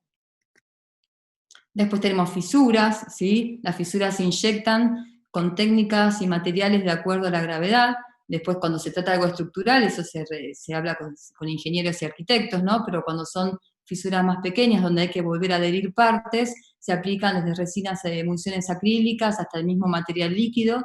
Digamos, hay diferentes métodos. Y para los hierros, de los premoldeados o bajo cornisa, donde vemos un hierro expuesto, se limpia, se saca todo el óxido y se aplica un producto que lo proteja y permita la adherencia de un nuevo material para reconstruir la parte faltante. Después tenemos la parte que lo que no nombré es que al inicio, cuando se hace el relevamiento, se revisa toda la superficie y se controla que no haya nada que se caiga. En ese caso, si hay algo que se está a punto de caer, se retira, se enumera en un plano y después se vuelve a reintegrar en su lugar original. Después ya se ve todo el tratamiento correspondiente, ¿no? Cuando tenemos fragmentos que están en varias partes, se adhieren entre sí y después se colocan. Todo esto depende de la forma, ¿no? Y que después vuelvan a encastrar. Y cuando es necesario, se aplican se aplican pernos de acero inoxidable para darle resistencia y que se adhiera mejor. Todo esto depende mucho en la reintegración, los materiales a utilizar, depende del peso de la pieza, del tamaño y también de la posición. No es lo mismo algo que está hacia abajo o algo que está apoyado. Entonces, de acuerdo a eso, cambia la técnica. Y después, bueno, a partir de los análisis del material original, donde el análisis te dice qué proporción tiene el similpiedra, qué piedra molida, si tiene arena, si tiene cal y cemento o una solo, se hacen pruebas utilizando esos mismos materiales y se prueban en ladrillos y in situ, ¿sí? Para comparar con el original. Acá podemos ver la aplicación de un enlucido similpiedra con diferentes técnicas. El material a integrar siempre se hace donde hay faltantes, no se hace nunca en toda la superficie, nunca se cubre toda la superficie. Se restaura el original y después se hace la integración donde solamente falta el similpiedra. Acá podemos ver un ejemplo de la aplicación del similpiedra y a la derecha podemos ver cómo se integra el original del parche. Tenemos el ejemplo de la moldura corrida para las decoraciones lineales, se aplica el material más líquido sobre la superficie y se corre el molde metálico, ¿sí? Con una estructura en madera, se corre sobre la superficie utilizando 2 reglas de guía y así se va calcando toda la forma deseada. Y después tenemos la integración de material en los premoldeados, en las decoraciones, donde muchas veces se realiza en forma manual por medio del modelado del similpiedra. ¿Sí? Acá podemos ver un proceso donde se aplica material, se raya para después terminar con el fino de terminación. A la derecha también, una parte aplicando similpiedra, y abajo podemos ver un proceso de un premoldeado roto, con desprendimiento con faltante de material y con hierros expuestos, donde después de tratar los hierros, de limpiarlo, se colocaron pernos de acero inoxidable y malla de fibra de vidrio para reconstruir las partes faltantes con un material grueso, y después el fino de terminación. En la foto del centro podemos ver dónde se integró fino. En donde está húmedo son los lugares donde se tuvieron que rehacer, digamos, que no existía el material. Y a la derecha podemos ver el premoldeado, digamos, restaurado, ¿no? Y después, pues ya estamos terminando con las operaciones, el sellado de fisuras, de microfisuras, no solamente es algo estético, digamos, sino que es principalmente una operación de conservación para que el agua no ingrese hacia adentro del material, ¿sí? Entonces sellamos todas las microfisuras con un similpiedra también similar al original, pero de granulometría más fina. Y como protección final se aplica un hidrorrepelente. Este producto lo que hace, no impermeabiliza el material, que es lo más importante, que es lo que produce las pinturas o los revestimientos neoparís. En este caso se aplica este material para protegerlo del agua de lluvia, lo que permite que también el material pueda respirar, que es muy importante. Y lo protege de los primeros minutos de agua de lluvia, que es la más dañina, que es la lluvia ácida. Y las cubiertas, para finalizar con esta etapa, las cubiertas, es decir, lo más aconsejable siempre es aplicar las cubiertas de zinc, ¿sí? Que es lo que más protege las partes superiores, que son las que generalmente más se dañan y produce después el deterioro de los materiales. Bueno, y acá tenemos ejemplos de símil piedra pintado y a la derecha restaurado y sin la capa de pintura. Acá tenemos otro ejemplo, símil piedra original con la pátina del tiempo, con la suciedad superficial, también como les venía diciendo, a la derecha restaurado, ¿sí? Y por lo que podemos ver es cómo conserva también su antigüedad, que eso es muy importante, ¿sí? Las pinturas y todos esos productos lo que hace es blanquear las fachadas y perder todo sentido, tanto en antigüedad como en material. Bueno, espero que les haya servido esta explicación, son a rasgos generales, pero lo importante era mostrarles la importancia del símil piedra, cómo fue trabajado y cómo, digamos, el valor que tiene este material y lo importante que es la conservación de este material y, bueno, en el caso de ser necesario, la restauración, ¿no? Pero era el tema, digamos, de esta clase de hoy. Bueno, muchísimas gracias Alejandra y con este tema damos por finalizado nuestra clase del día de hoy. Los esperamos el día jueves a las 18:30. Continuaremos con temas de arquitectura estatal, esta vez en el campo de la educación. Muchas gracias y hasta el jueves a las 18:30.